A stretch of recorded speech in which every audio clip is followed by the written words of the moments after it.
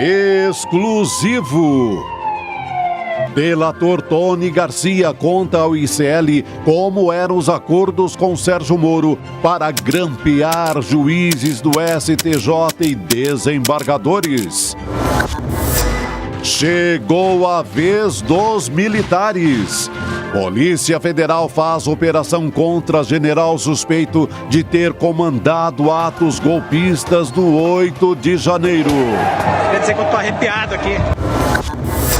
Meus queridos amigos, minhas queridas amigas do ICL. O recado do ministro Silvio Almeida sobre a votação dos conselhos tutelares no país.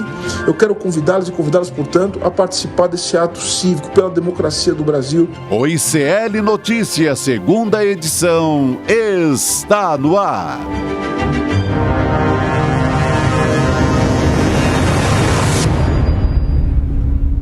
Olá, boa noite, seja muito bem-vindo, seja muito bem-vinda. ICL Notícias, segunda edição, está no ar. Hoje é 29 de setembro de 2023, sexta-feira. Hoje não é mais véspera, agora sim, né, Chico?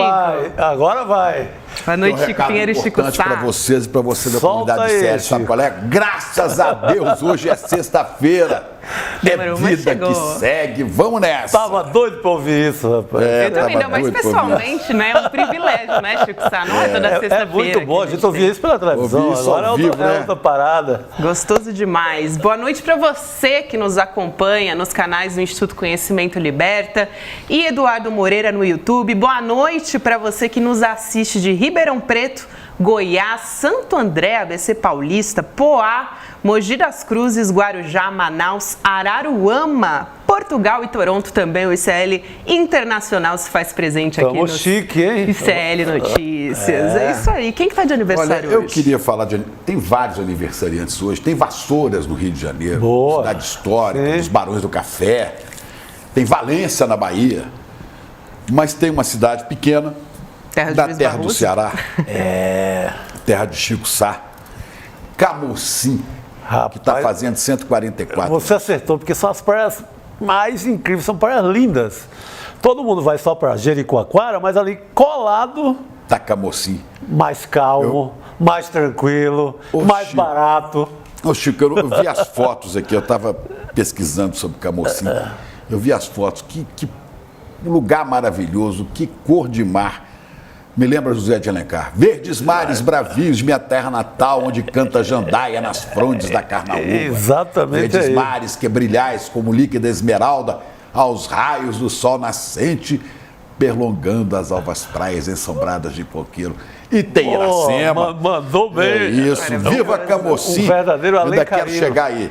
Tem dó de mim, eu quero ir a Camocim. Não, maravilhoso, maravilhoso, porque é mais tranquilo. Jericoacoara é maravilhoso, todo mundo sabe que é paraíso, mas que tal um lugar colado, mais barato, mais em conta, mais tranquilo. Aí é perfeito. Meu Deus do céu. Não espalha não, porque a hora que a gente for lá, Chico, não dá mais. Não, mas eles vão gostar, porque já é bom a gente também por lá. E Vassoura, Chico Pinheiro, que você falou, Márcia Cunha aqui na produção, nos lembra que é terra de Luiz Roberto Barroso, nosso novo presidente da STF. Olha... Vassouras. Vassouras tem um monte de fazendas da época do café, dos barões do café. Uma, inclusive, a fazenda Guaritá, de um amigo meu, o Catito Omar Pérez, que preserva a fazenda, uma coisa maravilhosa. E lá é cheio de fazendas pousadas, coisa linda também. Terra boa. E Valência é terra de um cara que jogou no Galo, que aí eu nunca me esqueci. Jorge Valença. Lateral esquerdo, grande jogador. Excelente. Também quero informar aqui, antes da gente começar, né, o nosso noticiário, hoje a gente vai ter entrevista. Vem aí entrevista com Tony Garcia, é bomba, essa é bomba mesmo. Essa é bomba. A gente tem, né, informação, esses últimos dias a gente falou sobre isso, de arquivos que revelam que o senador Sérgio Moro, então juiz, teria feito um acordo de colaboração premiada com Garcia e em troca o delator teria que grampear, monitorar, levantar provas contra magistrados do Paraná que tinham foro privilegiado. A gente vai falar a respeito disso. E agorinha, Chico Pinheiro, acabou de sair informação de que a cirurgia no quadril do presidente Lula ocorreu sem intercorrência nenhuma, foi um sucesso, o Lula já está acordado, conversando. Ele que jogando futebol ainda. Não, acho que é muito cedo ainda, né? Que boa notícia, né? Ótima notícia. Saúde, presidente. O presidente mais forte para cuidar dessa coisa toda. Saúde, presidente. Olha aí, Roberto Calil, que realizou, né, a equipe médica que falou sobre a cirurgia do presidente Lula. E o Lula passou por uma artroplastia total no quadril do lado direito, procedimento que foi realizado no Hospital Sírio-Libanês pela equipe. Parece que é para reconstituir toda a cabeça do fêmur, né? Olha aí o tweet do presidente. Vamos dar uma lida, CP? Segundo o médico Roberto Calil Filho, o presidente foi submetido à cirurgia no quadril, aproveitando para fazer uma intervenção na pálpebra.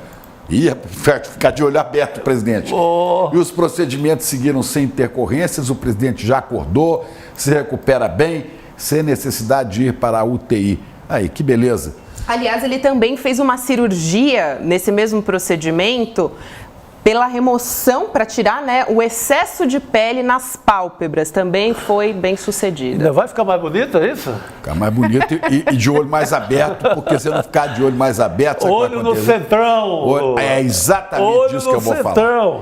Né? O presidente já tinha esse problema na perna, deve ter sofrido muito com a tentativa de rasteira que eles vêm dando nele.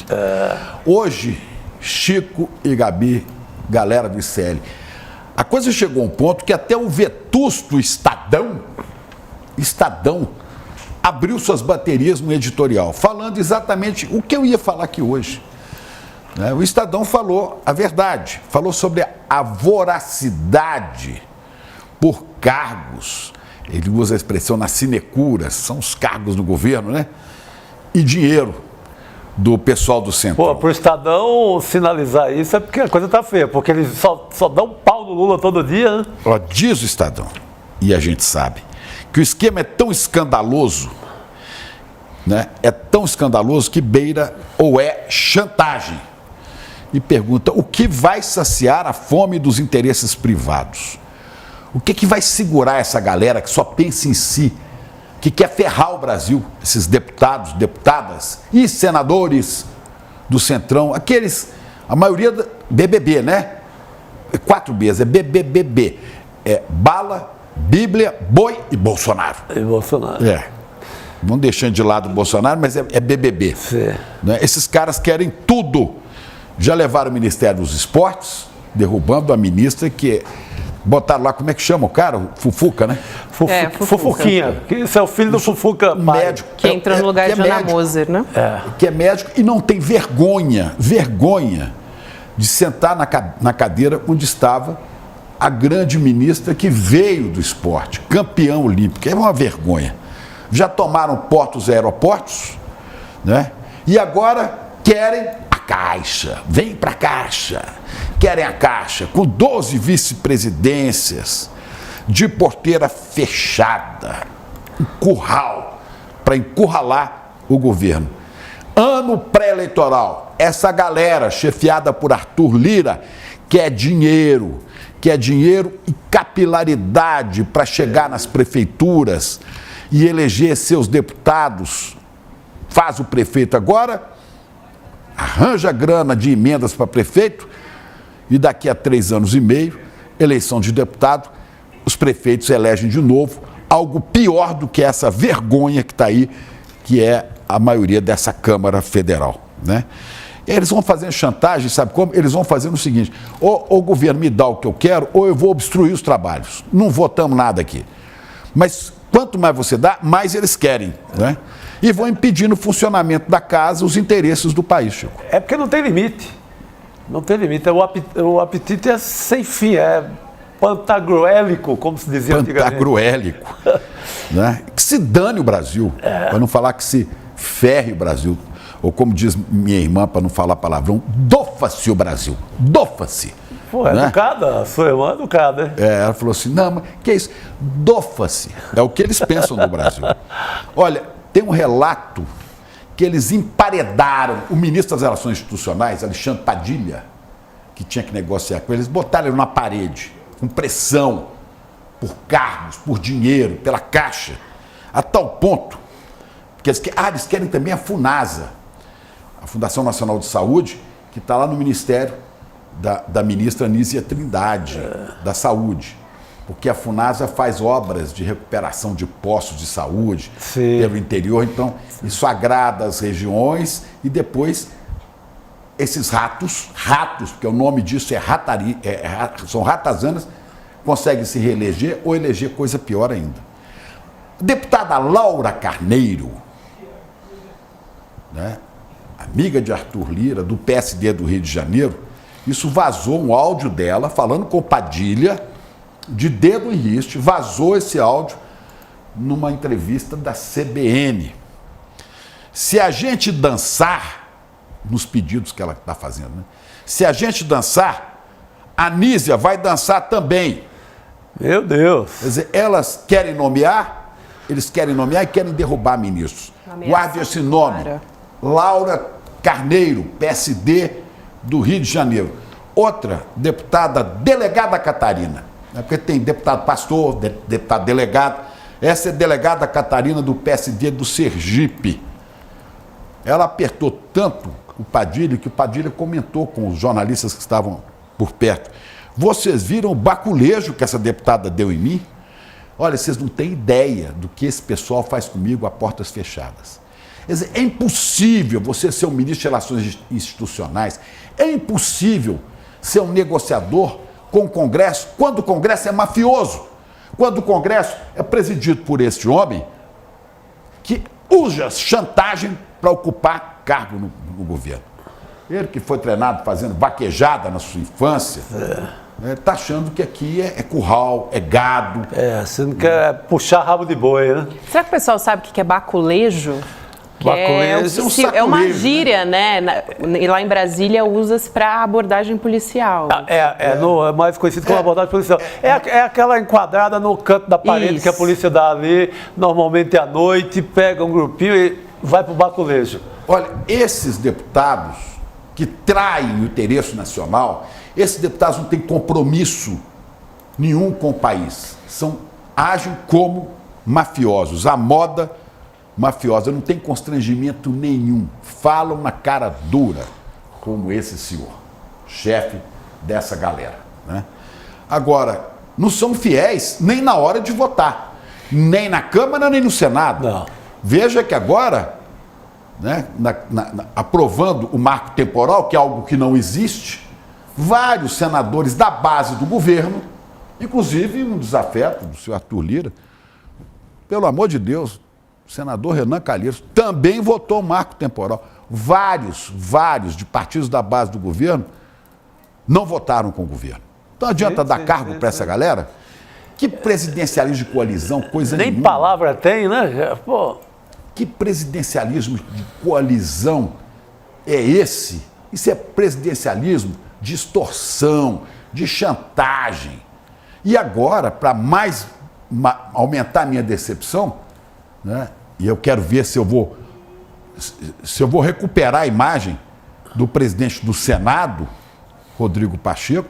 Eles estão preparando no Senado, Chico, sabe o que eles estão preparando? Uma PEC, uma proposta de emenda constitucional para peitar o Supremo. Para dizer, sobre a Constituição, o Supremo não dá a última palavra. Porque nós vamos fazer uma PEC submetendo as decisões do Supremo à aprovação do Congresso Nacional. Mas Chico, isso é tão absurdo, porque aí você teria que imaginar o poder legislativo virando um poder corregedor, uma casa revisora. E revisora com esse tipo de gente, né? A casa revisando o Supremo, que nasceu para isso, para revisar as decisões E para dizer se isso aqui é constitucional ou não. Exato, então não faz sentido, isso é... Agora, apertam o Supremo, apertam o Executivo e nós ficamos assistindo isso. Há que haver uma rebeldia, uma manifestação contra essa corja que está querendo levar os interesses do país para o curral dos seus interesses privados e particulares. O senhor Rodrigo Pacheco não vai deixar passar essa PEC, que ela vai ser declarada inconstitucional pelo Supremo, é evidente que é. Sim. Sabe onde já houve uma Constituição que permitia que o Supremo não desse a última palavra? Em Israel, que é o modelo deles. Israel, sempre cultuada pelos bolsonaristas, né? Israel, do Netanyahu, e Chico Campos, no Brasil, Francisco Campos, que escreveu para Getúlio a Constituição da Ditadura do Estado Novo, uma Constituição da ditadura, fez coisa parecida, tirou do Supremo a palavra final sobre o que é legal e o que não é legal. Me envergonham, vocês me envergonham. Pacheco, não decepcione Minas Gerais. Ele chegou Não lá... merece. O senhor tem que estar mais para Tancredo do que para Chico Campos. Aliás, o senhor é da área do direito. O senhor sabe quem foi Chico Campos? Não, Chico, muito boa sua introdução aí no nosso noticiário, mas cara, a virada do Pacheco, que ele vinha aparentando ali ser um democrata, era fotografado com os indígenas e tal, demonstrando ser um cara civilizado, bacana. Mas agora tem um jogo de interesse ali, Chico. Isso é uma chantagem, só o Lira está levando, nós também vamos levar, né? Nós também vamos levar. E mais, tem a sucessão da cadeira dele no Senado, que o Davi Alcolumbre está de olho nela, e eles estão negociando lá como é que divide o mandonismo no Senado. Por favor. O Alcolumbre já influenciou ali a composição dos ministérios do presidente Lula, né? Então ele continua por favor, muito atuante. Seja mais Tancredo e menos Chico Campos, senador Rodrigo Pacheco. Disse tudo, assim Chico. Espero. Muita gente comentando, viu, Desse Chico, tudo. a sua fala aqui, a Eu Bel fico Braz indignado, né? aqui comentando, é de admirar a capacidade do presidente Lula de lidar com esses carniceiros do Centrão. Sabendo que ele tem minoria na Câmara, tem que ter muito jogo de cintura para não ceder ao Lira. E nem só jogo de cintura, né? Porque fica impossível mesmo. Fica. Em alguns casos fica realmente Fica porque impossível. eles não dependem nem de popularidade. O presidente depende de popularidade. Eles não dependem sequer de popularidade. Eles podem estar em baixa com a população, tem lá os seus mandatos garantidos por 4 anos e vão manter a chantagem. O que teria, o efeito que teria, é isso que o Chico falou de pressão popular. Também não vejo um ambiente de pressão popular no momento. É isso. Sabe? Então é um momento de dureza.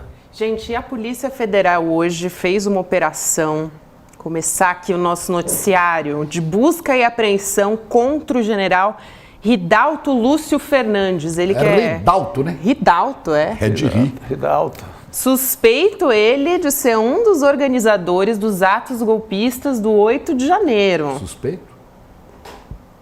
É o que se diz, né? Olha só, olha só. O que vocês acham a carinha dele? Bandeirinha amarrada, tudo no gogó? Olha só. Patriotário de Parece que estava alto lá, escalão, né? Foi membro das Forças Especiais do Exército, conhecidas, inclusive, como Kids Pretos. Kids Pretos é uma força especial. Preparados para atuar em operações especiais. Ele foi assessor também especial do general Pazuello, do Ministério da Saúde, o ministro que foi o responsável Queiroga, pelo né? caos de Manaus também, né? Investigado pela CPI da pandemia, diretor de logística do Ministério na gestão do Marcelo Queiroga. Olha, o general, que é da reserva, se autofilmou no dia 8 de janeiro. Ou seja, produziu prova contra ele mesmo. Né? Mas sabe por quê? Porque você fala assim, como é que o sujeito pode ser tão idiota que produz prova contra si mesmo? É que essa corja estava tão confiante que ia vencer no golpe, iam ganhar, que eles falaram assim, agora eu vou fazer isso aqui para entrar para a história, Ele acreditava, entrar como herói. Toma, papuda! Olha aí, o ponto a ponto que eu levantei agora aqui, oficial da reserva, todos os pontos de quem é o general Ridalto Lúcio Fernandes, um dos organizadores aí dos atos golpistas, que se filmou, né, produziu prova contra ele mesmo. Diretor de logística do Ministério da Saúde. O Pazuello também era especialista em logística. Vimos no que deu, né? Nós vimos no que deu. A gente tem o Ele é tão bom de logística que você viu como é que funcionou a patriotada do dia 8 de janeiro, a intentona, a logística muito bem feita. Vamos soltar então o vídeo da prova que ele produziu. Vamos ver. Quer dizer que eu tô arrepiado aqui. O pessoal acabou de travar a batalha do gás lacrimogênio. Acreditem, a PM jogou gás lacrimogênio na multidão aqui durante meia hora. E agora eles estão aqui na frente e o pessoal está aplaudindo a Polícia Militar. Tá aplaudindo a Polícia Militar. Tá aqui, ó. Aplaudindo porque a gente sabe que eles cumpriram ordem. E eles estavam aqui para defender patrimônio. A maioria deles aqui é bem intencionado. Tem que ser aplaudido, sim. Só não chama um cara desse de palhaço, sabe por quê? Porque os palhaços não merecem. Guga Noblar, chega mais aí. Esse vídeo, gente, bem intencionados. Que é isso, Guga? Que é isso, garoto?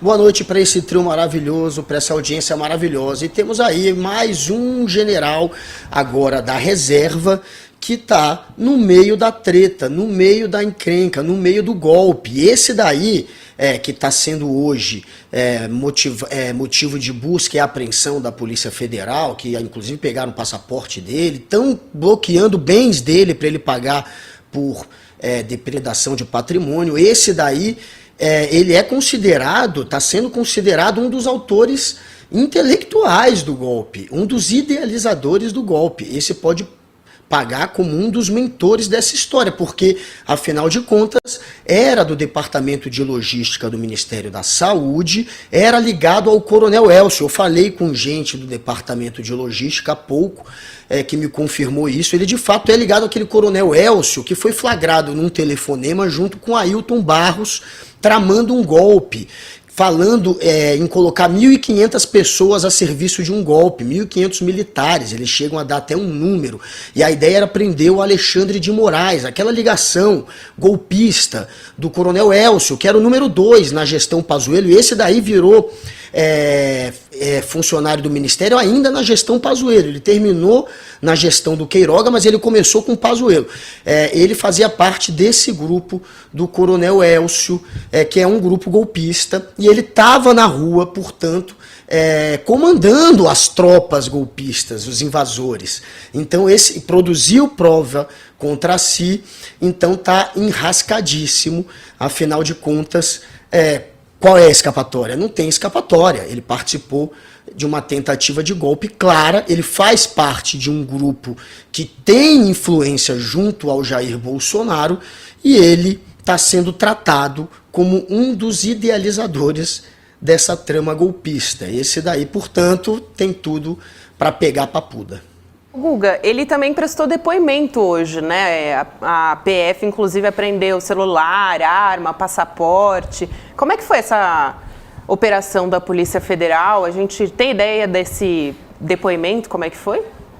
Até agora do depoimento não, mas que apreendeu passaporte, que apreendeu aparelhos eletrônicos e que bloqueou bens, sim. Ele disse à CNN que foi super bem tratado e que não tem nada a temer, porém não poderia adiantar, ele só falou com a CNN por hora, não poderia adiantar nada do que lhe foi perguntado, porque isso corre em segredo de justiça e não pode falar. Ele veio com essa cascata, ele tentou escapar de dar uma explicação mais profunda, só disse que não tinha nada a temer e tentou elogiar de alguma maneira o serviço da Polícia Federal, que foi até a casa dele, dizendo que foi muito bem tratado. Quem não tem nada a temer, enfim, não estaria numa situação como a dele hoje. O sujeito estava com a polícia no encalço dele, colhendo provas para prendê-lo como um dos mentores do golpe. A gente tem que descobrir qual que vai ser a saída dele, quem sabe ele resolve falar, né? Ele faz parte, como eu disse, de um grupo que era ligado ao Jair Bolsonaro, esse grupo do Ministério, do Coronel Elcio. Então, quem sabe ele não tem o que falar. E lá ele não tem até um roteiro de golpe que possa entregar outras pessoas e aliviar o lado dele. Quem sabe não é mais um que pode caminhar para o sentido da confissão ou da delação. Não sei, porque para um sujeito desse escapar ou atenuar a pena, eu imagino que o único caminho seja entregando mais gente. E ele provavelmente tem quem entregar. Ele não era só mais um reservista golpista, ele teve um cargo junto a esse ministério e era ligado a essas pessoas que assessoravam o presidente, alguns deles já gravados tramando o golpe. Então, é claro que ele pode ter sim o que contar, saberemos em breve. Mas por hora ainda não tem nada que tenha sido vazado do depoimento.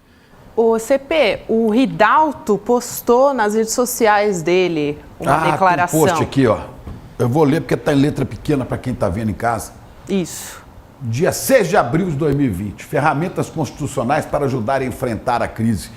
O que você sabe sobre estado de sítio, estado de defesa, intervenção federal? Essas medidas podem ser utilizadas, em caixa alta, pelo governo no enfrentamento da crise da Covid-19. O golpista já queria lá. Já queria lá. São, aliás, muito adequadas e deixam as rédeas nas mãos de quem realmente tem que conduzir a carruagem. Os golpistas da ditadura. São ferramentas democráticas que dão poderes ao presidente da República, supervisionado pelo Legislativo, para agir. Leia, informe-se. Governo forte, crise controlada, salva vidas. Acesse o artigo e publica a sua estupidez aqui. Olha, esse cara, esse Ridalto, foi desprezado, inclusive, hoje pelo Exército. O Exército não tem nada a ver com esse cara, ele está na reserva. Né? Não nos inclua fora desse rolo, porque esse aí não é nosso. Não é? Agora, ele disse que foi bem tratado hoje pela Polícia Federal quando foi à casa dele. Ele disse que foi bem tratado e ele vai em cana. Agora, vai acontecer com ele que ele será bem tratado quando for depor na Polícia Federal. Quando for preso, ele será bem tratado.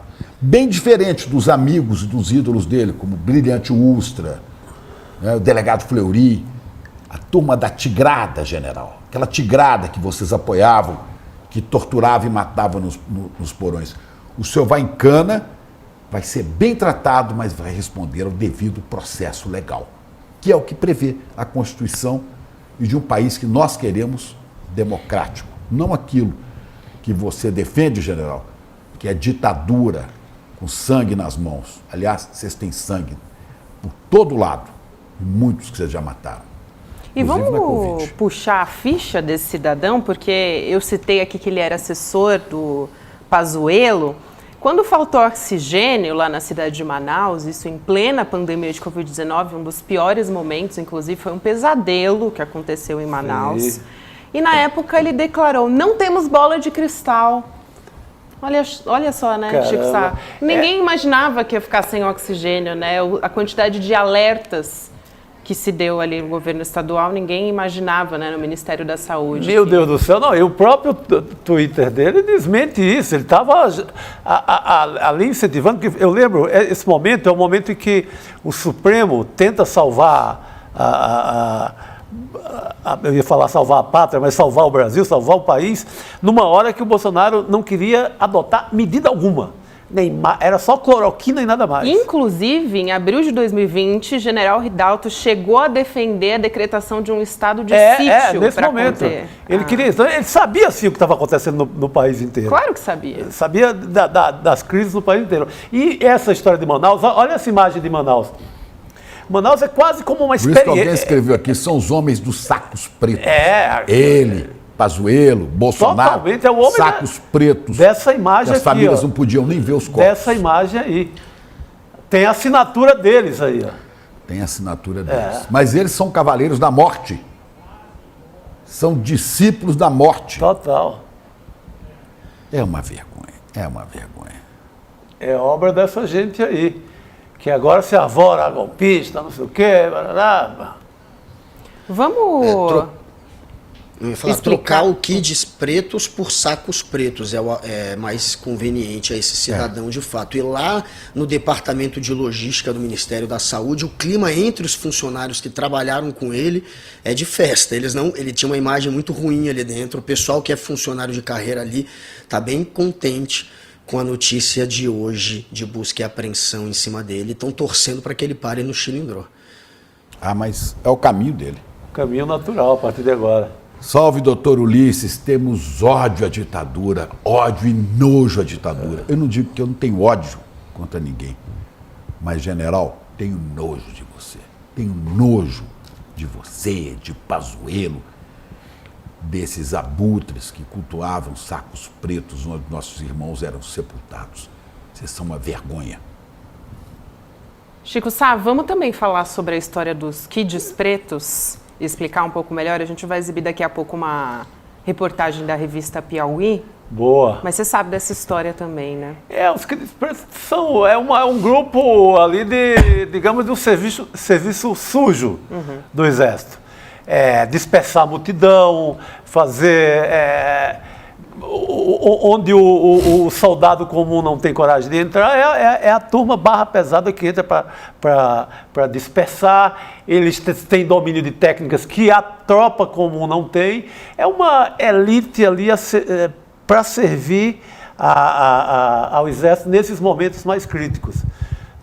Tem que ter sangue, kit preto. Tem que dispersar mesmo na bala, como Kids, for, né? kids pretos. Que desgraças. Que desgraça, exatamente. Olha, o repórter Alan de Abreu, perdão, Guga, fala. Desculpa, eu só ia dizer que eles são treinados, né, para ações de sabotagem. Eles são especialistas em operações especiais do Exército. Esses kids pretos, eles foram treinados para saber como sabotar o Estado. Então é essa gente que está sendo acusada, esses kids pretos, que estão sendo acusados de serem os mentores do golpe. Talvez eles sirvam até de boi de piranha, de bode expiatório, para não se chegar em outros que não são reservistas e que também devam pagar pelo pato, né? Talvez, quem sabe, eles não parem por aí nos kids pretos, mas não tem só eles não, tem outros também.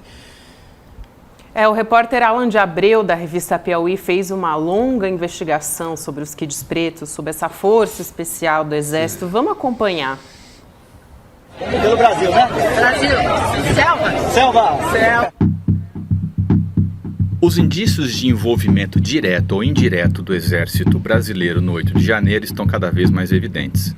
Que não tiraram? Não tiraram o quê? O acampamento? Porque não foi permitido pelo Comando Militar do Planalto. E em um grupo específico do Exército, os rastros são gritantes. Forças Especiais. Forças Especiais. Comando de Operações Especiais, o COPESP. O Comando de Operações Especiais, conhecidos como Forças Especiais ou Kids Pretos, é a elite de combate do Exército. Seus membros são altamente treinados em ações de sabotagem e de incentivo à insurgência popular. E você vai buscar os dissidentes, as pessoas descontentes, né? Porque sempre tem. Você vai recrutar essas pessoas e vai instruí-las para que elas aprendam a ser combatentes. E aí você forma um pequeno exército com gente que não estava na conta, para poder causar danos para o seu inimigo. A atuação dos kids pretos engloba ataques a pontos sensíveis da infraestrutura, como torres de transmissão elétrica, pontes e aeroportos. Vale tudo para atingir o objetivo. Qualquer missão, em qualquer lugar, a qualquer hora e de qualquer maneira.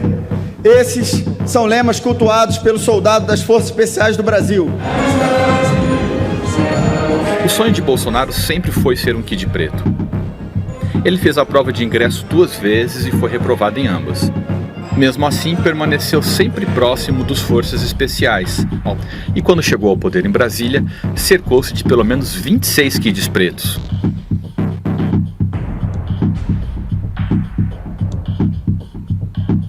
Após a derrota nas eleições, os kids pretos não deixaram Bolsonaro na mão. Entre dezembro e janeiro de 2022, Brasília foi palco de 2 eventos de natureza golpista, todos protagonizados por civis bolsonaristas acampados em frente ao quartel-general da capital, e todos com digitais de kids pretos. No primeiro deles, em 12 de dezembro, dia em que Lula era diplomado como presidente, os bolsonaristas protestaram contra a detenção de um líder indígena e incendiaram ônibus, automóveis e uma viatura do Corpo de Bombeiros, além de tentar invadir a sede da Polícia Federal em Brasília. A Agência Brasileira de Inteligência detectou que entre os chavantes havia 3 kids pretos infiltrados. Segundo um agente da BIM que conversou com a Piauí sob anonimato por não ter autorização da agência para se manifestar, tudo indica que os militares usaram essas indígenas como massa de manobra, já que em alguns casos o Estatuto do Índio atenua a responsabilidade civil e criminal. E, em janeiro, deu-se a intentona golpista, e kids pretos não deixaram de se manifestar publicamente. O general da reserva Ridalto Lúcio Fernandes, um Kid Preto que dirigiu o setor de logística do Ministério da Saúde no governo Bolsonaro, divulgou um vídeo em suas redes sociais. Queria dizer que eu tô arrepiado aqui. Só acabou de travar a batalha do gás lacrimogênio. Pelo Twitter, o coronel José Placídio dos Santos apelou ao general Júlio César Arruda, então comandante do Exército e também Kid Preto. Pediu que se rebelasse contra Lula. De Portugal, o coronel Fernando de Galvão e Albuquerque Montenegro, outro Kid Preto, também tentou insuflar os golpistas. Além disso, os vídeos do 8 de janeiro mostram ações próprias de quem teve treinamento militar. A posse e uso de granadas tipo GL-310, chamadas bailarinas, usadas pelo Exército para treinamentos militares, inclusive nos cursos dos Kids Pretos. As polícias do Senado e da Câmara não possuem esse tipo de granada, nem a PM do Distrito Federal. A ação coordenada para derrubar os gradis, com pessoas empurrando em lugares diferentes ao mesmo tempo. O uso dos mesmos gradis como escada para transitar entre os níveis dos diferentes prédios da Praça dos Três Poderes. A divisão quase harmoniosa dos golpistas em 3 grupos ao chegar à Praça dos Três Poderes. Um grupo vai em direção ao Congresso, outro se dirige ao STF e um terceiro caminha para o Palácio do Planalto. Isso, segundo especialistas, denota planejamento, contrariando a tendência natural de toda a multidão de caminhar unida. A procura imediata por mangueiras de incêndio, que espalham água pelo ambiente e minimizam os efeitos do gás lacrimogênio, o uso de luvas de couro para tirar de volta as bombas de gás, que depois de quente, só podem ser recolhidas com luvas. As convocações dos golpistas antes do 8 de janeiro restantes, mas não recomendaram o uso de luvas. Depois da quebradeira, ainda na noite de 8 de janeiro, quando a PM tentou invadir o acampamento para prender os golpistas, o Exército formou um cinturão de soldados com blindados para proteger os manifestantes. Quando eu olhei para trás, tinha uma linha de choque do Exército montada com blindados e, por interessante que parecesse, eles não estavam voltados para o acampamento. Eles estavam voltados para a PM, protegendo o acampamento. E nos dias subsequentes, a Agência Nacional de Energia Elétrica registrou ataques a torres de transmissão de energia elétrica pelo Brasil. 4 dessas torres foram derrubadas e 16 danificadas. Até hoje, os autores do ataque não foram identificados. Apesar da onipresença no governo e as suspeitas de ações subterrâneas, os Kids Pretos compõem apenas 0,25% do contingente do Exército. Feliz é a nação que tem umas forças armadas e umas forças auxiliares comprometidas com a democracia e a liberdade, mesmo com o sacrifício da própria vida ou com a destruição da própria reputação. É o que estão fazendo, né? O que estão fazendo, com a destruição da própria reputação. Está aí o general cumpriu toda essa missão. Quando tiver uma parada militar, que esses Kids Pretos forem desfilar, a banda tem que tocar a marcha deles, sabe qual é? São os trapalhões. Por aí. Completos trapalhões. E olha, tem que investigar se esses caras não estão por trás daquela bomba no aeroporto. Sim, que podem estar... O serviço é parecido. O serviço é de Kid Preto. Quanto mais Kid Preto, trapalhão igual os brasileiros. Excelente reportagem, né? Muito boa, muito boa. Alan Abreu, que é autor de um livraço que eu recomendo, chamado O Delator, que é sobre o J. Ávila, aquele que delata todo o esquema da CBF no Brasil. O Alan de Abreu é especialista em segurança pública, né? Sim. Escreveu sobre a rota da cocaína também, a rota caipira. É outro bom livro último dele. livro dele. Acho que o penúltimo, na verdade. O penúltimo livro dele. Qual é o último? E tem... O último é Cabeça Branca. Mas é um grande sobre um narcotraficante. E tem os cabeça preta, né? E agora os cabeças pretas. Tem uma conversa, né, que foi flagrada entre um dos Kid Pretos, que é o Coronel Elcio, que eu estava citando, e até apareceu na reportagem o nome dele como um dos Kids Pretos, e o outro que eu citei, né, na conversa foi o Ailton Barros, aquele que foi expulso do Exército por ligação com a milícia e deram ele como morto e dão uma aposentadoria para a mulher, uma grana para a mulher. A conversa deles... que foi flagrada e que mostra, né, que os Kid Pretos estavam tramando o golpe, eles dizem em um dado momento, o Freire, que era o comandante do Exército, o Freire Gomes não foi, né? Você não vai esperar dele que tome a frente nesse assunto, mas ele não pode impedir de receber ordem. Ele vai dizer, ele vai morrer de pé junto, porque ele tá com medo das consequências, pô. Mas consequências do quê? Dele ter insuflado enfim, eles estão na conversa mostrando que uma parte dos generais não estavam com os kits pretos. Um deles era o Freire Gomes. Não porque era um legalista, pela conversa, é porque o Freire Gomes estava com medo das consequências. E pelo que a gente já viu depois da delação do Mauro Cid, ele não tinha apoio dos outros comandantes do Exército. Comandante do Nordeste, do Sudeste, do Leste. Então, ele abortou, pelo jeito, por isso. Mas aqui a gente tem uma conversa de kits pretos, que é esse grupo que agora está sendo colocado como os mentores. Eles serão acusados, pelo jeito, de serem os mentores do golpe, e tem esse entorno todo de Jair Bolsonaro. E o interessante é ver que os kits pretos, eles colocaram a digital, como esse Ridalto que se gravou, porque eles confiavam no golpe. Já o Jair Bolsonaro, que é o capitão do golpe, fez de tudo para não deixar digital. E aí a investigação depende de uma delação, porque não tem uma digital. Bolsonaro, ao contrário dos bucha de canhão e dos que organizaram para ele não se colocou, ele ficou tentando não se colocar. É por isso que ainda não dá para afirmar com toda a certeza que vão colocar o Bolsonaro na cadeia. Mas depois da delação do Mauro Cid, aí, enfim, talvez se consiga colocar o Bolsonaro na história, porque ele não deixou a digital. Já o Ridalto e outros kits pretos foram mais displicentes, digamos assim, confiaram mais do que o Bolsonaro no golpe, então aí, não tem como escapar. É isso aí, Guga. O esperto é o Bolsonaro, né? Ele delega ali, ele insufla... Mas ele não pôde ser kit preto, porque ele foi... ele não conseguiu. Ele foi reprovado, então ele não entraria nisso, mas ele não tinha nem Ou seja, ele não tinha nível intelectual para ser especialista em sabotagem. Daí você vê o nível do cara. Usou dinheiro público para sabotar a eleição e não conseguiu. Jogou com tudo e não conseguiu.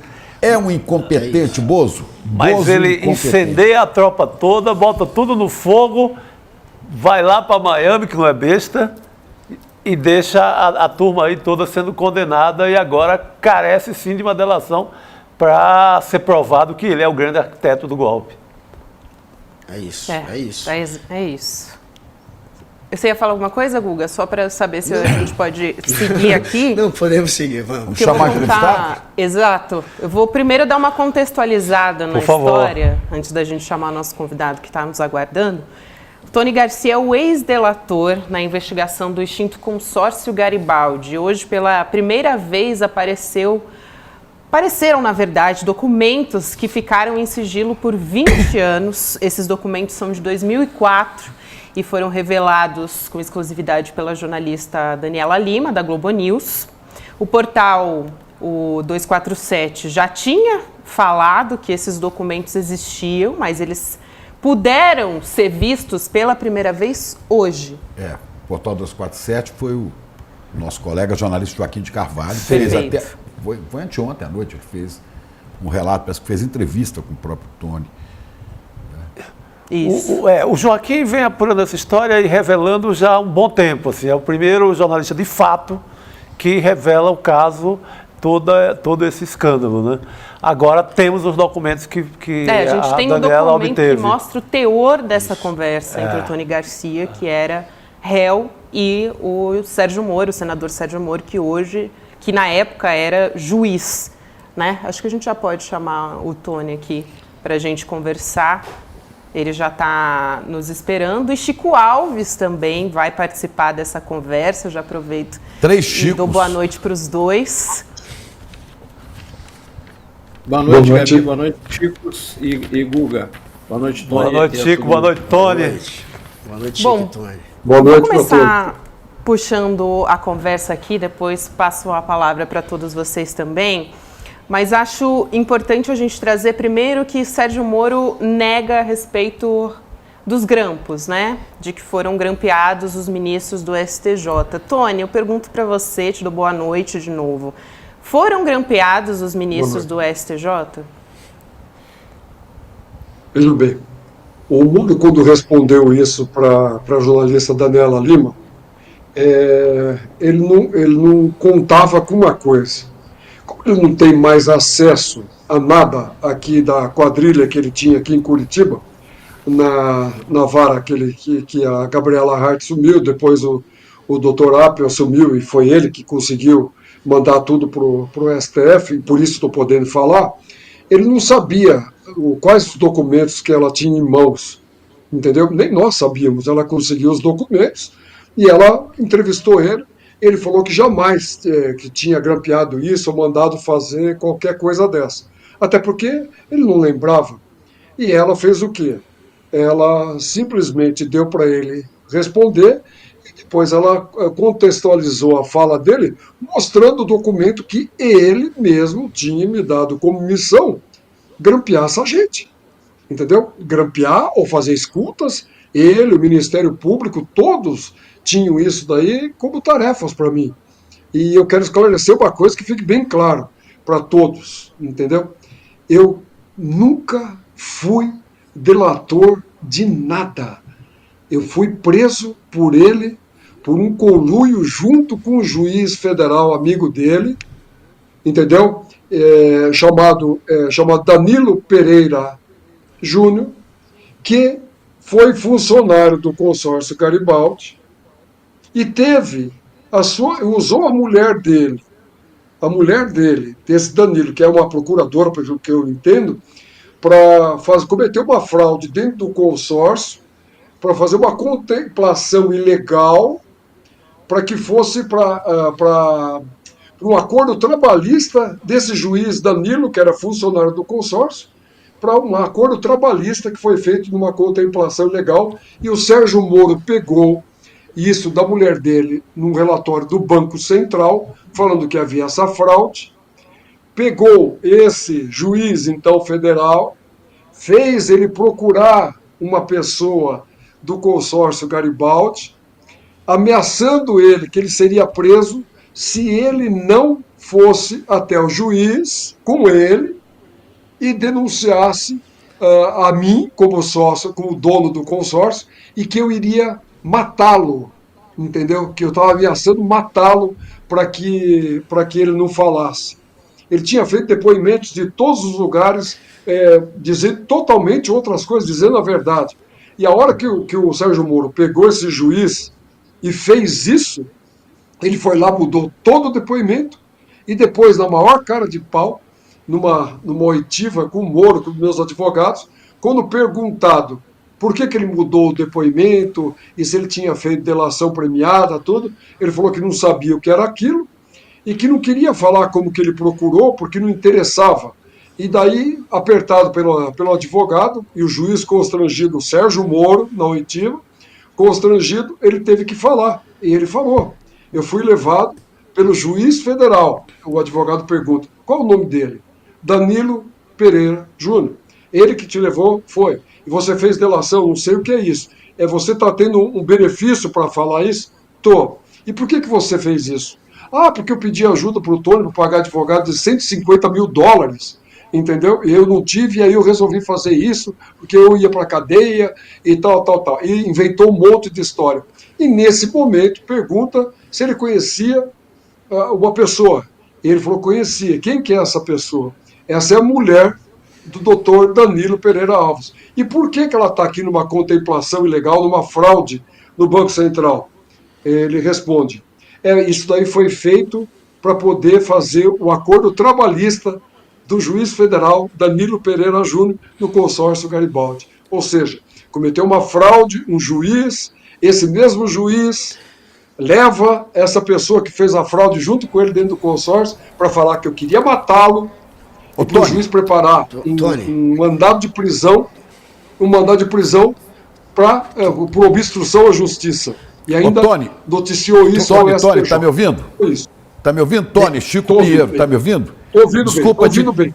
Desculpa te interromper, para a gente ir no foco do problema, que as pessoas, às vezes, a história do consórcio Garibaldi é uma história longa também, mas eu queria saber o seguinte, para aliviar a pena que você estava sujeito, Sérgio Moro te fez ser espião.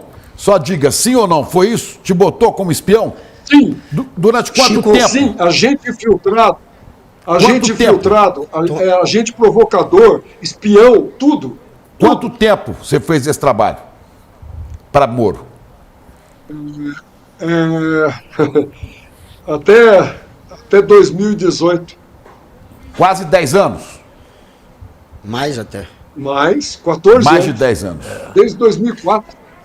Não, 14 anos. Desde 2004.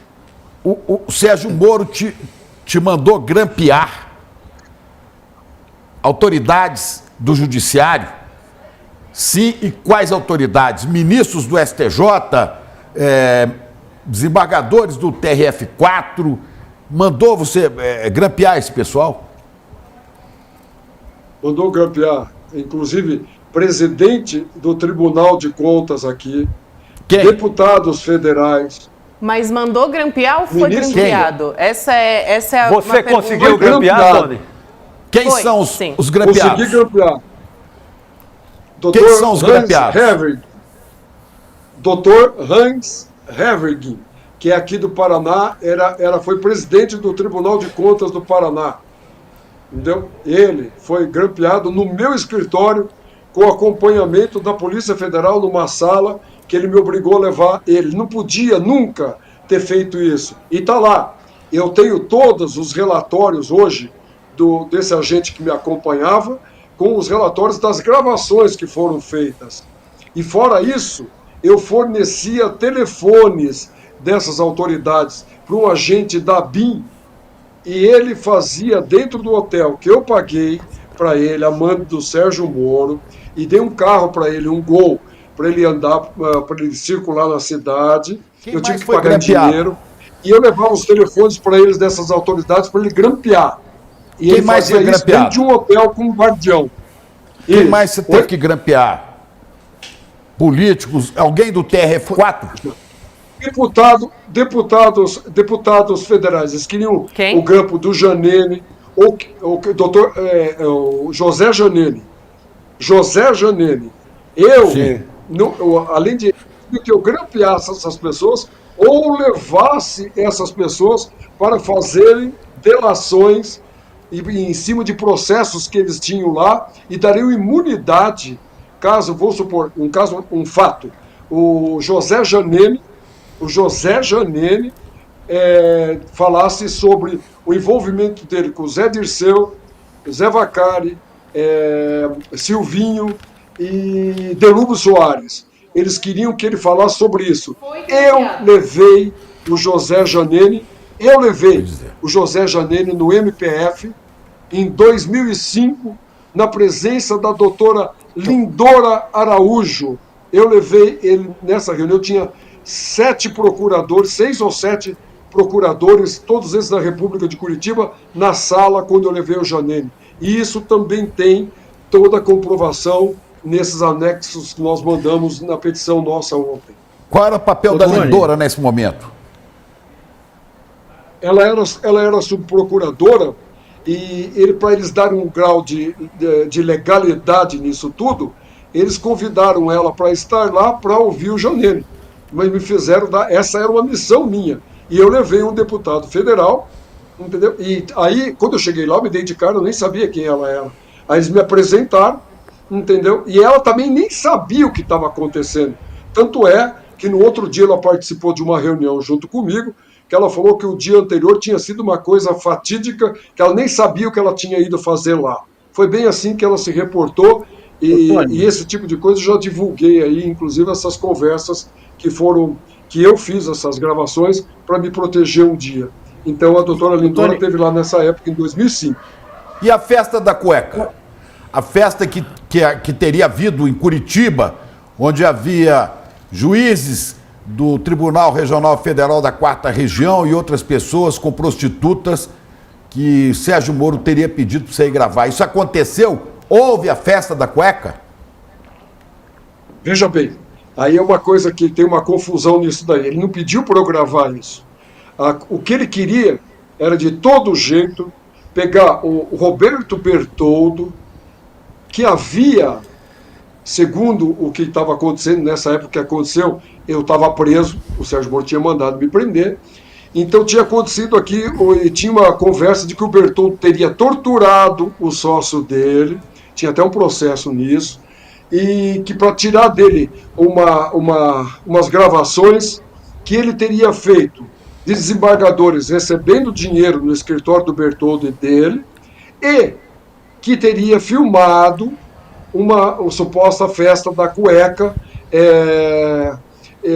no ano um ano anterior, que tinha vindo para cá os desembargadores, que ele mandou 2 jatinhos buscar esses desembargadores. O Sérgio Moro, ele queria, porque queria essas fitas que o Bertoldo havia tirado, segundo o que falavam, né, em tortura do sócio dele, esqueci o nome dele, agora eu já vou lembrar. Aí eles queriam pegar essa fita dele. E me pediu para conseguir isso, oferecendo ao Bertoldo imunidade. Veja bem, eu, réu, ele pediu para eu levar o Bertoldo, oferecer imunidade para ele entregar essa fita para ele, Guga. o Sérgio Moro. Essa conversa foi gravada pelos agentes federais, porque eu tinha 2 aparelhos telefônicos que ficavam abertos 24 horas. Isso está tudo nos autos. E eu fui com ele até o aeroporto, fico com o motorista atrás de mim, e esse telefone aberto, e eu oferecendo isso para o Bertoldo. Tá? E o Bertoldo ainda falou um monte de palavrão, xingou o Sérgio Moro, xingou todo mundo, falou que não ia fazer nada, que isso aí era um problema de STF, STJ, e que ele não ia entregar nada para esse juiz Eco. Falou isso, e eles estavam ouvindo tudo isso, e não conseguiram pegar essa fita do Bertoldo. Tony, eu vou te interromper para dar um pouco de ritmo aqui para o Chico Alves, para o Guga poder perguntar também. Guga, vai lá, por favor. Tony, obrigado pela presença, obrigado por esse tempo. Você tinha 30 missões, segundo o seu acordo de delação, que nem era uma delação, era um acordo de espionagem. Seriam 30 missões. A mais grave dessas missões, pelo que a gente entendeu, seria agravar desembargadores e ministros do STJ que teriam foro, que não poderiam ser gravados por ordem de um juiz federal como Sérgio Moro. Foi essa a missão dessas 30 missões, seria essa a mais inconstitucional, a mais grave, e é importante a gente entender, o Moro, ele está usando como álibi a desculpa de que você não teria gravações para comprovar que teria sido usado para espionar gente que teria foro. Se você tem essas gravações, por que não solta logo pelo menos uma delas para acabar de vez com a defesa do Moro e mesmo que você não tenha mais elas agora, é possível citar o nome desses que teriam foro e que foram gravados? Deixa eu te falar uma coisa, há uma confusão nisso tudo, e ele faz isso propositalmente quando ele faz isso, porque quando a jornalista Daniela Lima entrevista ele e dá o direito ao contraditório para ele falar, ele perguntou se que documentos ela tinha na mão. E ele não sabia que documento que ela tinha na mão. E ele respondeu o quê? Ele respondeu que não, que nunca mandou fazer isso, que eu não tinha gravado ninguém, que ele não tinha mandado fazer. A gente perdeu o contato com o Tony ou deu uma travada no vídeo? Deu uma travada. Ele caiu. A gente vai recuperar o contato com ele, mas muito importante essa pergunta que você fez, Guga, e ele também já estava... Opa! As gravações que eu... Está ouvindo aqui o áudio do Tony ao fundo ainda. Tony, mas ele ainda está, a gente ainda está recuperando, né? Vai ter que entrar de novo, não vai ter jeito.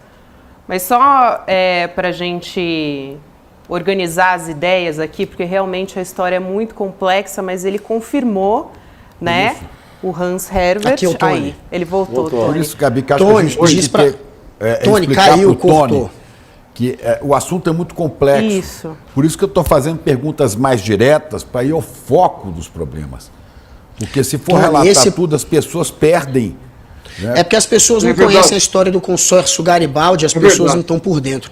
Mas esse ponto de hoje, dessa notícia que vazou, das 30 missões, você poderia dizer qual seria a outra missão que te surpreendeu, além dessa de gravar os desembargadores? E o mais importante, o nome desses que teriam foro, e se você tem alguma gravação que já possa soltar também, desses que teriam foro.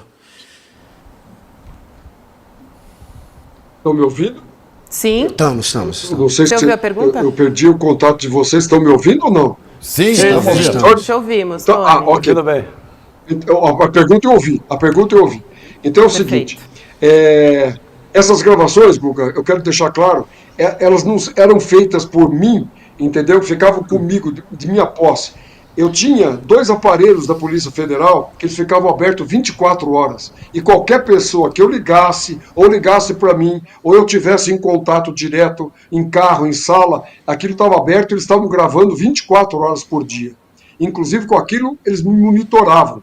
Tinham 2, para eles saberem que sempre eles estavam sabendo que eu não estava combinando com ninguém o que eu iria conversar, o que eles iriam gravar. E ainda, por cima de tudo que eu não sabia, eles gravavam o meu telefone particular para saber se eu também não estava fazendo alguma coisa que eles não ficassem sabendo. Era isso que eles faziam. Então, as gravações que ele me mandava fazer, e ele errou quando ele falou para Daniela Lima que não tinha feito nada disso, que ele não tinha mandado, isso está nos autos que eles mostraram hoje, a autorização dele para eu buscar as coisas com desembargadores do STF, do STJ, de tudo isso. Ele pedia isso, ele pediu. As gravações que foram feitas, Guga, é isso que eu quero deixar claro, estão todas no processo. Todas no processo. Esses anexos que foram mandados para lá, nessa petição, os anexos constam isso daí. E todas essas diligências que foram feitas, nós não tivemos acesso a isso daí. Nós pedimos durante anos, ele nunca nos forneceu, a Gabriela Hart nunca nos forneceu, segredo de justiça eterno. Se o doutor Apio não tivesse mandado isso ao STF, eu não poderia estar falando isso agora, não poderia ter exposto isso agora. Entendeu? Essa que é a verdade. As gravações de todas as pessoas, eles têm lá. Está tudo no processo, na vara dele, que a Gabriela Hart fechou as 7 chaves. Nós não temos acesso a isso. Essas diligências estão todas reportadas em 17 mil páginas desse processo que duraram todos esses anos aí, praticamente 19 anos. É isso. Chico Alves? Ai, perdão, Guga, faz mais uma. Não, faz mais uma. Na sequência eu passo para o Chico. Se puder citar os nomes que você lembra desses, você já citou um há pouco do STJ. Teve mais alguém do STJ? Quem seriam os outros, que pelo menos se você lembrar de nomes... Um do STRF4, que eles foram atrás e forjaram provas contra ele de todo jeito, que era inimigo do Moro, inimigo deles, era o desembargador Lippmann. Vocês podem procurar isso daí da época, eles foram atrás até, eles conseguiram afastar esse desembargador e conseguiram gravações de uma pessoa que eu levei lá para eles. Eles não pediam só para eu gravar. Se eu não conseguisse gravar, se eu não tivesse acesso, eles queriam que eu levasse as pessoas que pudessem gravar, ou as pessoas que pudessem falar dos fatos para eles. E eu levei uma pessoa que chamava Campagnoli, de apelido Funil, que ele entregava gravações, ele filmava as pessoas e levava para eles. Então eu tinha que arranjar pessoas que fizessem essas missões do que eles queriam.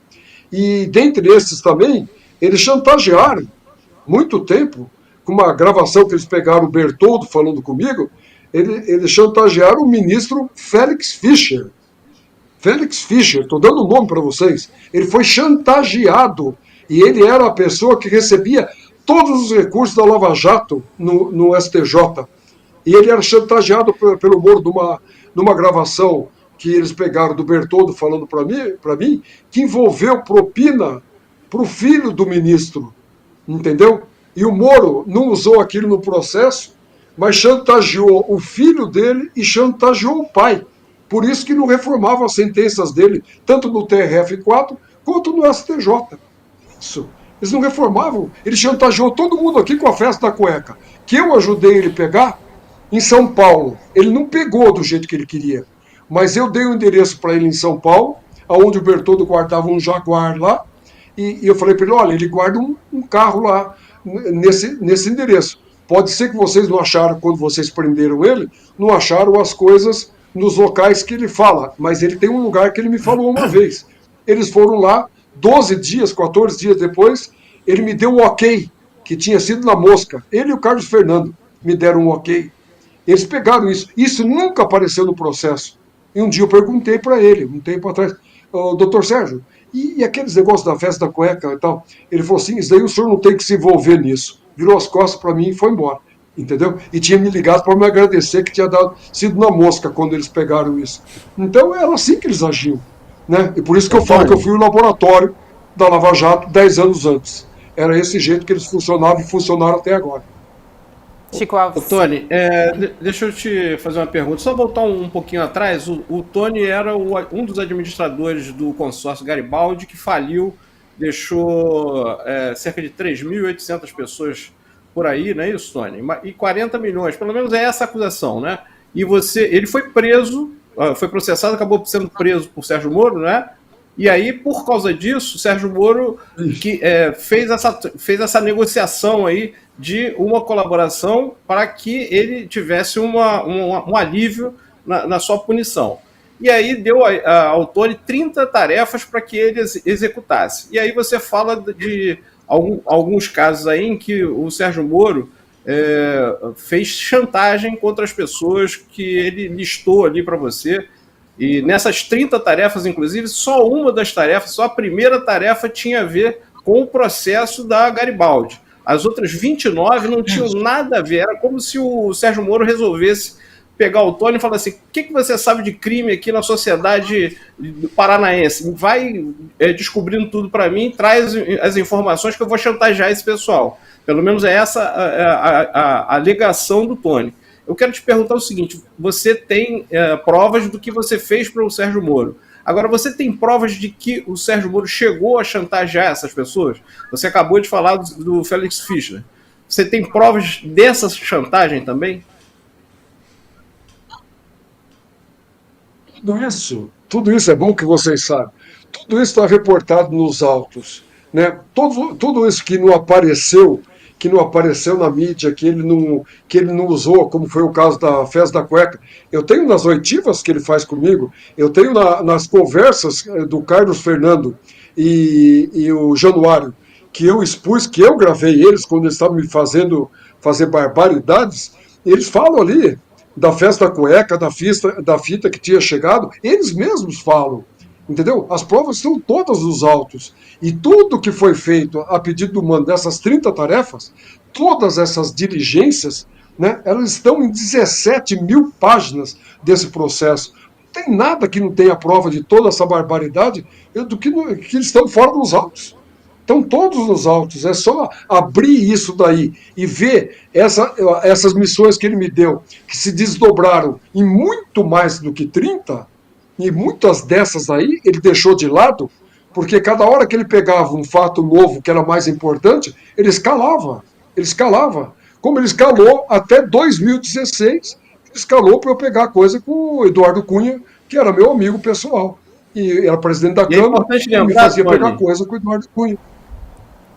Ô, Tony, e é importante lembrar que o Carlos Fernando Santos Lima, que ficou famoso nacionalmente no caso da Lava Jato, já estava aí 20 anos antes atuando também nesse caso Garibaldi e ajudando o Sérgio Moro nessa investigação, entre aspas, em que você tinha 30 tarefas para ser o beneficiário, porque o Sérgio Moro, em alguns trechos, textualmente diz assim: o beneficiário se compromete a conseguir provas de tal fato. Ou seja, soltava o Tony para ele conseguir prova do jeito que desse, não é isso?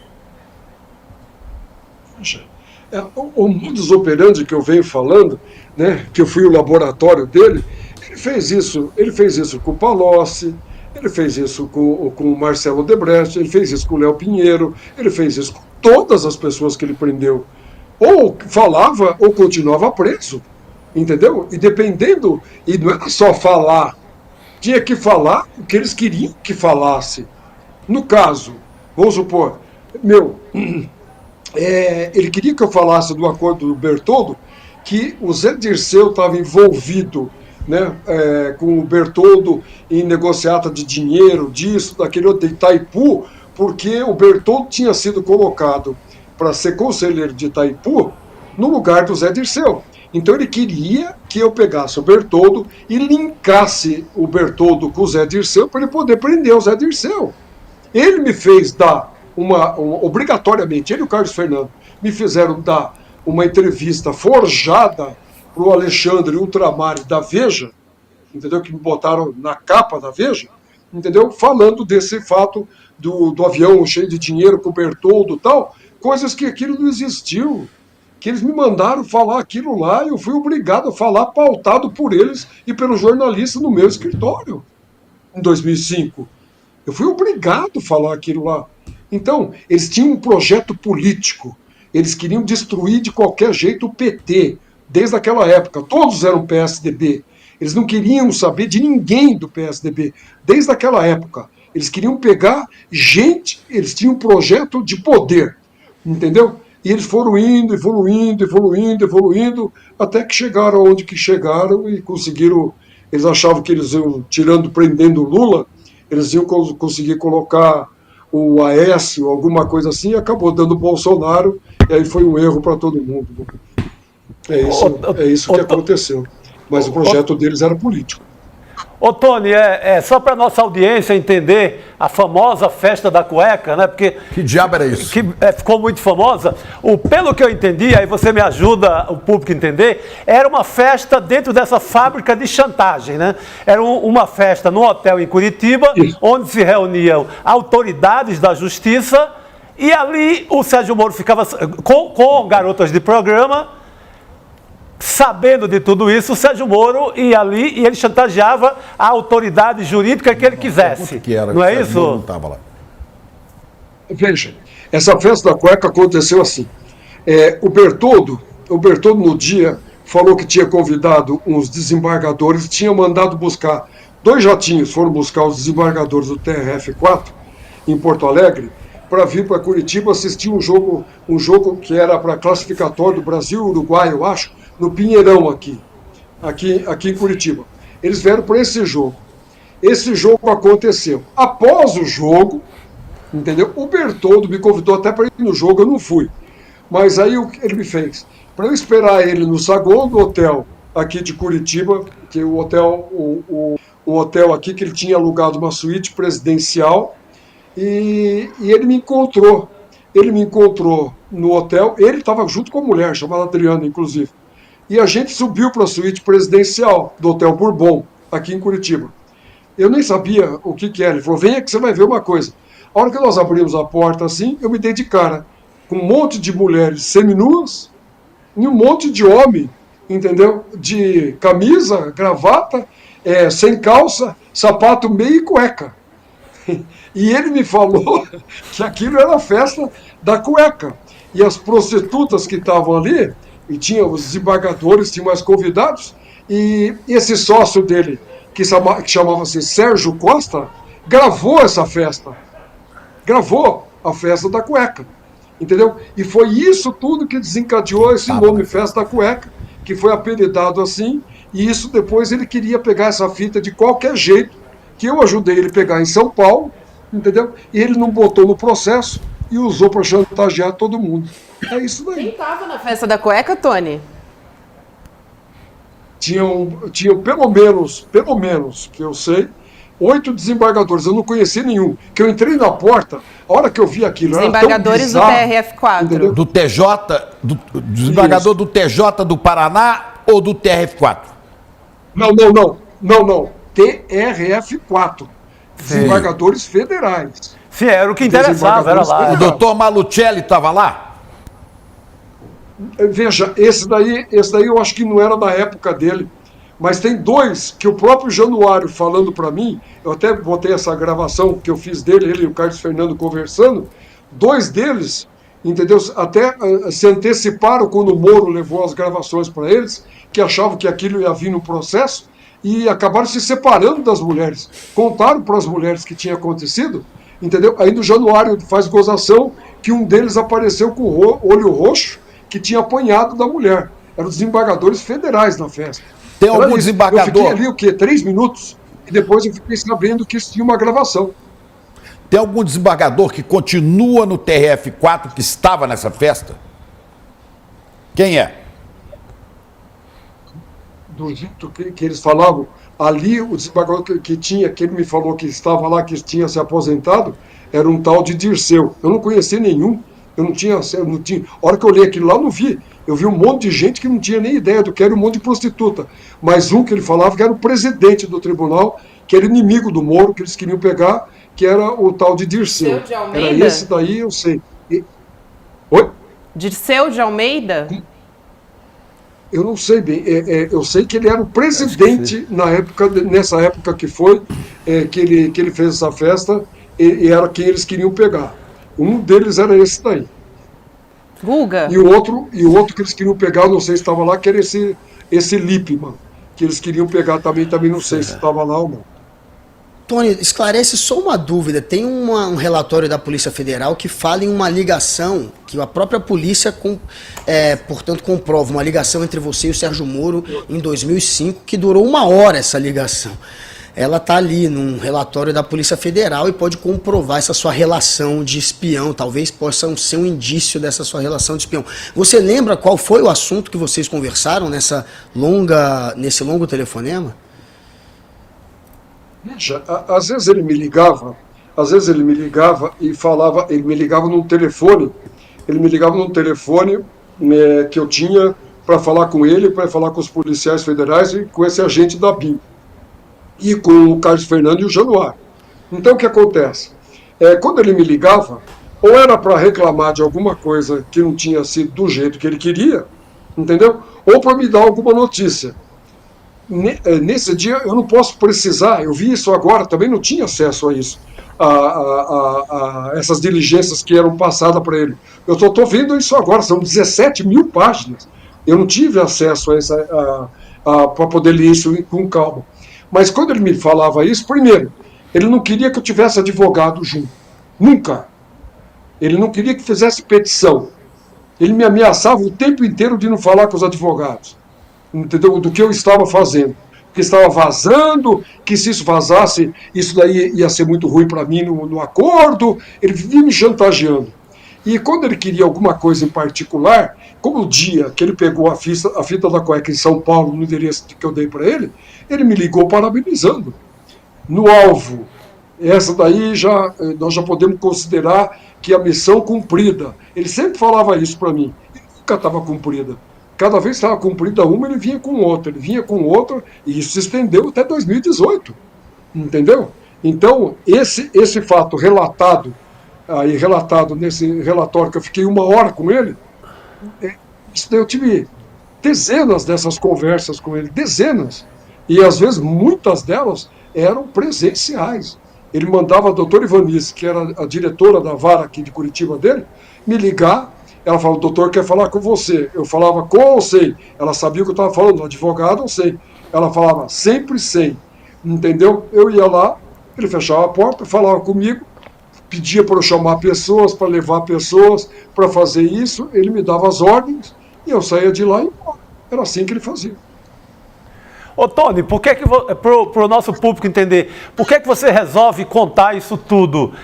Em que momento você dá fim a essa longa relação de 14 anos, uma relação muito pesada, né? De você sendo submetido a missões que não acabavam nunca, você fazendo um trabalho meio de Ministério Público também, meio de juiz, de policial, infiltrado. E em que hora e por que você resolve abandonar o Sérgio Moro, que foi com quem teve uma longa relação, né? Um relacionamento de 14 anos, talvez o infiltrado com maior número de anos ao longo de um juiz, ao longo de uma autoridade no país.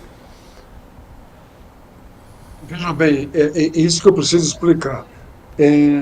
Eu tentei fazer isso em 2006, eu tentei me livrar dele quando ele começou a me dar um monte de tarefa que envolvia e a mim aprender amigos meus, entendeu? E eu tinha que me adiantar e falar para ele: não prenda, eu trago eles para depor aqui, e você vai ver que não é nada disso daí, eu não vou gravar eles. Eu comecei a me opor ao que ele queria fazer, e a partir desse momento ele começou a ver que eu estava criando resistência, e ele começava a me apertar. Eu contratei em 2006, vocês podem checar isso daí com ele mesmo, eu contratei o doutor Aristides Junqueira, em 2006. Ele esteve comigo aqui em Curitiba, ele veio aqui, ele olhou o meu acordo, ele não tinha as tarefas na mão dele, mas ele olhou o que eu tinha assinado, mais ou menos o que eu tinha que fazer, e eu contratei ele para ele quebrar o meu acordo, que eu queria quebrar o meu acordo, que eu estava sendo chantageado, eu não aguentava mais aquilo, que não teria fim. Ele olhou o acordo e falou para mim: isso que eu estou vendo aqui é uma coisa que eu jamais vi em direito na minha vida. O doutor Aristides Junqueira, ele foi procurador-geral da República, foi o que fez o impeachment do Collor. Uma pessoa ultra capacitada, honesta. Eu estaria contratando ele, pagando ele para fazer uma coisa. Ele não aceitou a causa, sabe por quê? Ele falou para mim, Tony, o que eu estou vendo aqui, e essa gente, sabe, aqui, o juiz, o Ministério Público e o TRF4, comprometido desse jeito, se eu tento fazer isso daqui para você, é capaz esse juiz prender nós dois, colocar numa masmorra e jogar a chave fora. Então eu não vou te falar, seria muito bom para mim uma causa dessa, mas eu não posso fazer isso, eu vou te aconselhar. Siga com teus advogados e no momento oportuno, se você tiver condições de trazer isso à baila, entendeu? Todas as pessoas que assinarem isso daqui, eles vão presos. Isso aqui não existe no nosso ordenamento jurídico, entendeu? Isso é crime que eles estão fazendo com você. Agora, eu falar para você que eu vou te livrar dessa, eu não quero assumir essa responsabilidade. E isso eu pude fazer só quando? Por que eu pude fazer isso agora? Porque eles tentaram me retalhar em 2018, eles tentaram me retalhar porque eles queriam uma gravação de um empresário que veio aqui no Paraná, gravou o chefe de gabinete do Beto Richa, e eles queriam essa fita porque queriam de qualquer jeito, entendeu? E essa gravação estava só comigo, que o empresário gravou com um telefone meu, que eu não usava mais, um iPhone 4, e essa gravação só eu tinha, nem o empresário tinha. Tony. Eles queriam isso aí, porque em 2014... Como? Não, Tony, perdão, Chico Alves quer fazer uma pergunta para você. Vai lá, Chico. Ô, Tony, durante esses vários anos de tortura jurídica que você sofreu aí, né, pelo que você relata, essa fábrica de chantagens que você está relatando, você, pelo que eu vi, você também foi obrigado, teria sido obrigado por Sérgio Moro a dar falso testemunho para condenar algumas das pessoas que ele queria. Era isso? E onde, quando você, em que casos você fez falso testemunho? Somente num caso que envolvia ele, entendeu? Ele me obrigou a dizer e testemunhar contra, veja, ele não podia, nem ele podia tocar esse processo, ele era vítima, né? Ele teria sido grampeado, e eu sei por quem ele foi grampeado, ele sabia que eu sabia, era o Janene que tinha grampeado ele, José Janene, e ele me fez dizer, entendeu, que era o Roberto Bertoldo, que era o arqui-inimigo dele, que ele achava que tinha os desembargadores na mão e que ele queria pegar. E ele me fez testemunhar, dizendo que era o Bertoldo que gravou. Fez o Ministério Público, fez eu levar a procurar o advogado do sócio do Bertoldo, que era o Dr. Rolf, aqui de Curitiba, que tinha sido secretário de Segurança, fez eu pegar ele, advogado, para levar no Ministério Público para construir um acordo para o Sérgio Costa, sócio do Bertoldo, falar a mesma coisa, que era o Bertoldo que estava grampeando. E ele fez um processo tão justo que fizeram acordo até com o grampeador forjado, entendeu? O Sérgio Costa fez um testemunho falso, eu fiz o testemunho falso, o grampeador fez o testemunho falso com um acordo fajuto, entendeu? E eles condenaram a 8 anos e 4 meses o Roberto Bertoldo em todas as instâncias de uma coisa que não foi ele que fez. E ele me fez fazer isso. Só para eu entender, como é que ele te propôs isso? Ele falou para você, ele falou diretamente, delate, coloque o Bertoldo, mesmo não sendo o Bertoldo, como é que se chega a isso? Ele pegou, como que era o método dele? Ele pegou, mostrou para mim, você sabia que o Bertoldo, se você fosse eleito senador, o Bertoldo ia te matar? Eu falei assim, ia matar? Porque vocês tinham um trato com o Álvaro Dias, que você assumiria o governo, se fosse senador, ele era teu primeiro suplente. Você viu a fita dele conversando com o sócio dele? Eles queriam derrubar teu helicóptero. Então, ele me botava a fita para eu ouvir uma conversa dele com o sócio dele. Então ele me instigava a ficar com ódio da pessoa para eu fazer o que ele queria, entendeu? Então esse cara que me grampeou, eu falei, doutor Sérgio, ele não grampeou. Ele falou, não, mas você sabe que foi ele, era assim que ele fazia. Aí me faz trazer o sócio que fala que foi o Bertoldo, pega o sócio, traz um grampeador fajuto que fala que foi o Bertoldo, que pagou para ele, e eu vou fazer o quê? Eu vou contrariar ele lá para ele mandar me prender? Aí o que acontece? Januário Paludo e Carlos Fernando, percebendo que ele estava extrapolando tudo, entendeu? Eles falam, e tem isso gravado, que eu já expus isso daí, eles falam que vão tirar o Sérgio Moro da causa rapidamente, porque ele está envolvido nisso e ele é vítima e aquilo vai ser tudo nulo.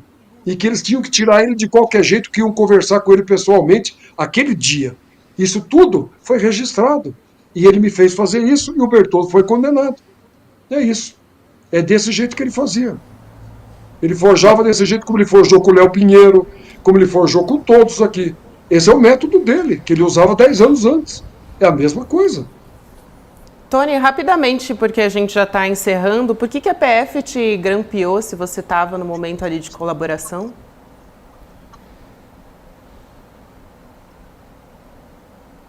Porque era combinado, estava no acordo, eles me acompanhariam 24 horas por dia, eu tinha 2 telefones que eles me entregaram, que o telefone mesmo desligado, ficava o microfone aberto 24 horas por dia. Todas as conversas que eu tivesse, elas seriam gravadas e seriam repassadas, entendeu? Estariam nos autos. É isso. Eu sabia que estavam me gravando.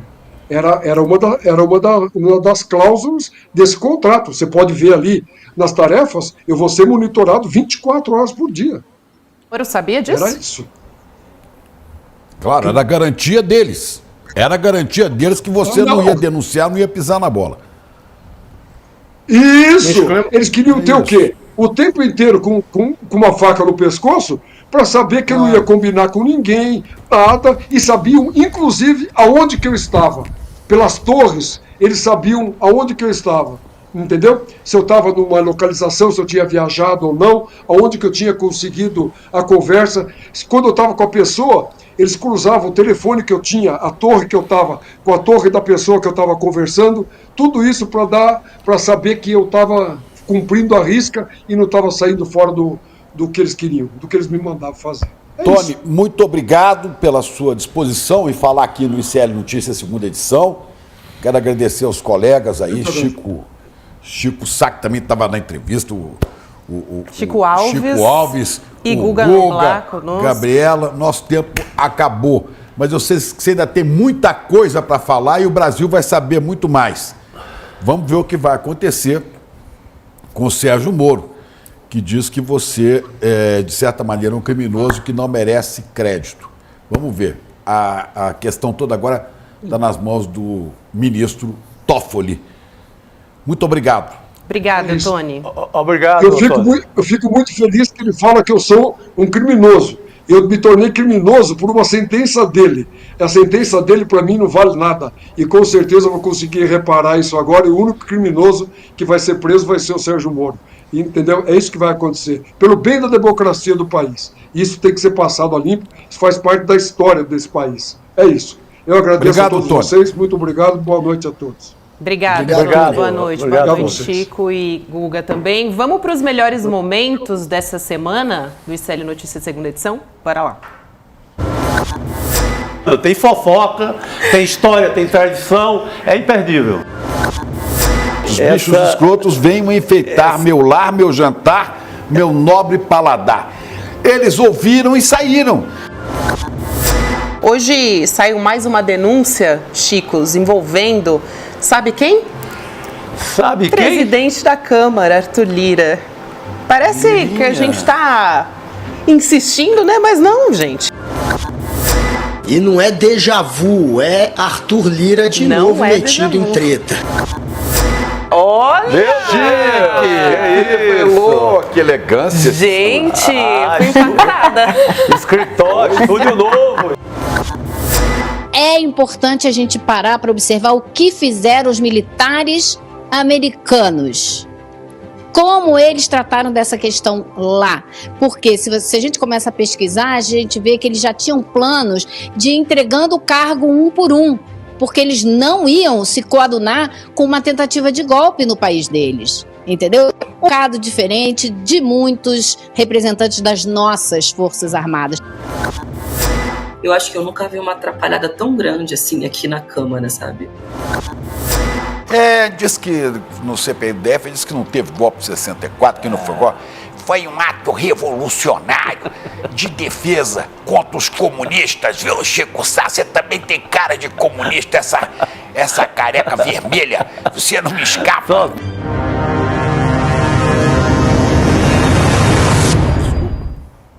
Aí, melhores momentos da semana. Quente. Semaninha quente, né? Semaninha quente. Semana que vem a gente já está em outubro. E agora a gente vai ter sinapse, né? ICL. Aliás, mas antes disso, a gente tem informação a respeito do nosso webinário, não é isso, produção? A gente tem que dar essas informações aqui, exatamente. Mais de 90 mil pessoas assistiram, palestra que foi um sucesso ontem, Monja Coin, Eduardo Moreira. Muitas pessoas, inclusive, elogiaram a parte final da conversa, que foi com o Marco Schultz e o Leonardo Boff.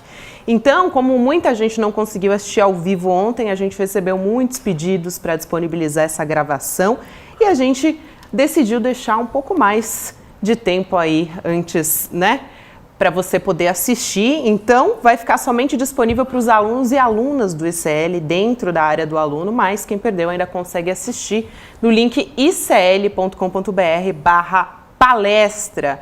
Como lidar com a ansiedade e o estresse, Monja Coin e Eduardo Moreira juntos nessa conversa. Agora sim, vocês ficam com Sinapse ICL. Gente, entrevista muito interessante hoje, muito importante, inclusive, com a Soraya Tronic, senadora do Podemos pelo Mato Grosso do Sul, que foi candidata à presidência também. Roberta Garcia e César Calejon vão conversar com a senadora. É isso, então? É isso aí. Temos, né? Temos Vamos, a semana. acabou. A ciranda da sexta. Ciranda da sexta. Obrigada, querido. É segunda, galera. Boa noite. Bom final de semana, bom descanso, hein?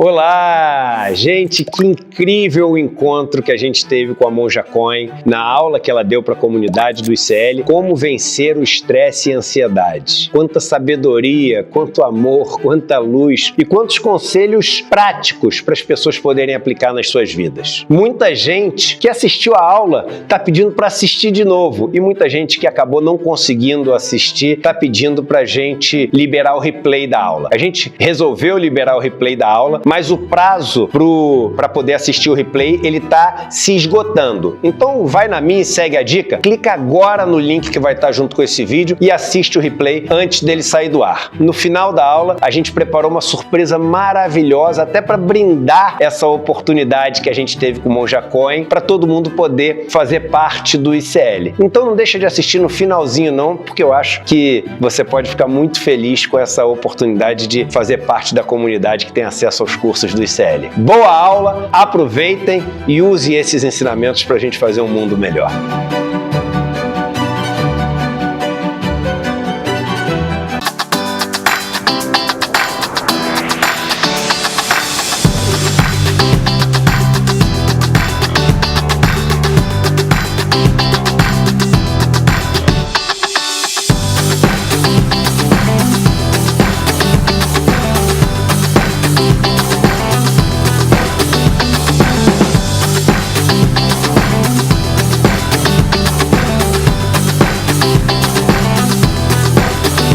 A liberdade de expressão é o preceito fundamental que organiza a nossa República Federativa. É um valor constitucional que deve ser respeitado, porque sem a liberdade de expressão e, sobretudo, sem a liberdade de imprensa, não existe o adequado funcionamento daquilo que a gente chama de nação. Contudo, ao longo dos últimos anos, sobretudo sob a égide do bolsonarismo, as pessoas passaram a confundir liberdade de expressão com a liberdade de praticar crimes. A liberdade de expressão, ela não compreende a prática de crimes.